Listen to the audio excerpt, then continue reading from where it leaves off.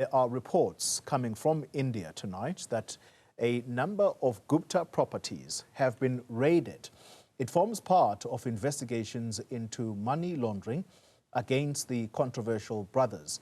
This comes as South Africa continues with its efforts to extradite the Guptas. Outa CEO is Wayne Duvenage, and he joins us tonight. Wayne, good evening to you. Thank you very much for making time for us for this important conversation. Are these signs that South African authorities are making some headway in trying to either get the Guptas here, if not, at least rounding up some of the stolen monies from South Africa? Yes, good evening. I do think so.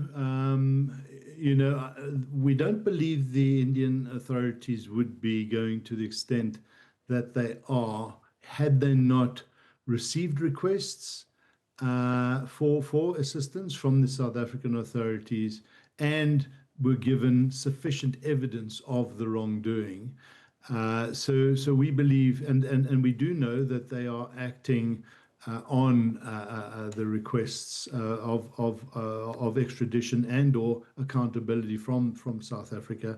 So that said, this would appear that we are starting to make headway, and this is a good thing. It's been some time, we lost the ability to have them extradited from the UAE, and there were some technical issues that have been brought into the mix there.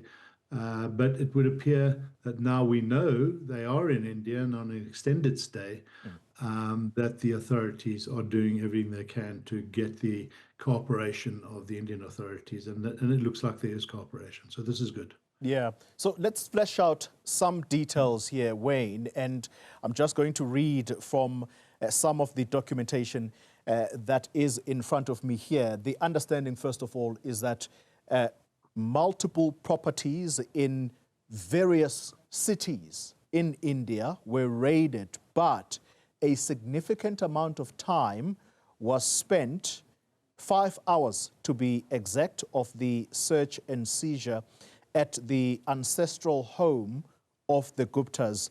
And this is in Saharanpur. That's where documents were seized, including digital records that are believed to be linked to money laundering, shell companies, and offshore transactions. But here's my question to you, because all of this, as you've explained a short while ago, this was done following a mutual legal assistance request from South African authorities. How close are we then to getting the Guptas to come here? Well, I do believe that if the Indian authorities are convinced that there is sufficient evidence and what they find there corroborates what the South African authorities are raising concerns about, and they're probably going to have the assistance of South African authorities to corroborate some of that money laundering and the various shell companies which we're aware of here. And Outa was very involved in following the money that Salim Essa was there launderer through HSBC in Hong Kong. And lots of companies, shelf companies were set up. We saw in that Transnet deal, the trains deal, how money flowed, millions. And if that information is corroborated and our agreements are strong and we are doing it following the protocols, then I do believe we are getting closer to what we want. We want accountability and we want repatriation of funds linked to the corruption here, properties, bank accounts.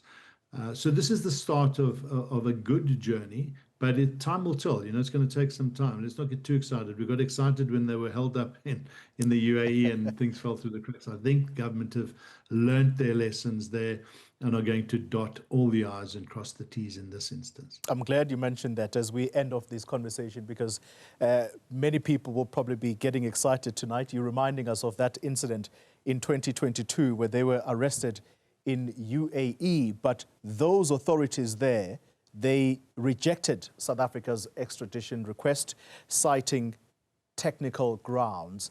If the net is tightening, as we are suggesting, Wayne, how quickly may they move to a jurisdiction where it's not easy for South Africa to get some extradition agreement or treaty? Well, you can bet your bottom dollar that the Guptas are doing everything they can, finding every loophole and every opportunity to stave off this action.